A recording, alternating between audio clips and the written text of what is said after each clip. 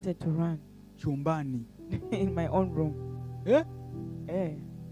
Kwa sababu alipotokea pale, because the moment he akawa anabadilika kwa sura ambazo alikuwa anazitumia duniani. Unajua kuna mahali he was appearing in faces that he was used. Kuna siku mkutana airport. Ana sura ya mtu mwingine. Ana sura ya mtu mwingine. Kama very official, yani amependeza. Very official. Oh yes. Sehemu nyingine anaenda kwa pia kama doctor.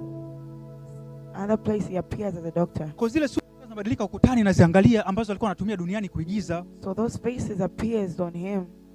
Unadhani ni mtu mwingine, kumbe it is Lucifer. Kwa zile sura zilikuwa zinabadilika, ile power of God. Yes. Alikuwa anabadilika kama alikuwa anaongoa. Alikuwa anabadilika zile sura. Kwa naziona zote kwa muda mmoja. Niko chumbani kwangu. Inside my room. Mbele beside my bed.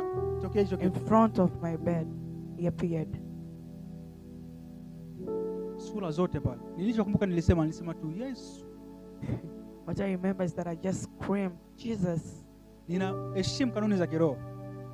I expect hisia zako za kilokole zitafanya umtukane Lucifer, umdharau. But laws za spirit, rank zinaheshimika hata katika ulimwengu wa Mungu. Oh yes. Ndio maana kuna maroho powerful ya kina Leviathan, lakini Lucifer ana power ya kutoa amri. Kwa nini? Kwa sababu ile ni rank alipewa. Yes.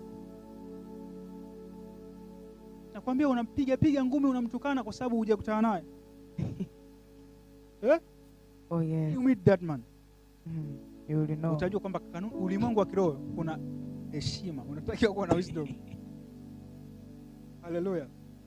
Tunaongea kama watu ambao wana hekima ya kimungu. Tunaongea kama watu ambao tunamhofia. Obviously tumhofii. We're not afraid of it. Kama tunaweza kuchallenge anga, si ndio? That is why we can challenge. Kinakufundisha hekima ya mambo ya kiroho. Oh yes. Ili teaching a wisdom of spiritual things. Ili usije kufa kishamba kama Yohana. So that you can't die.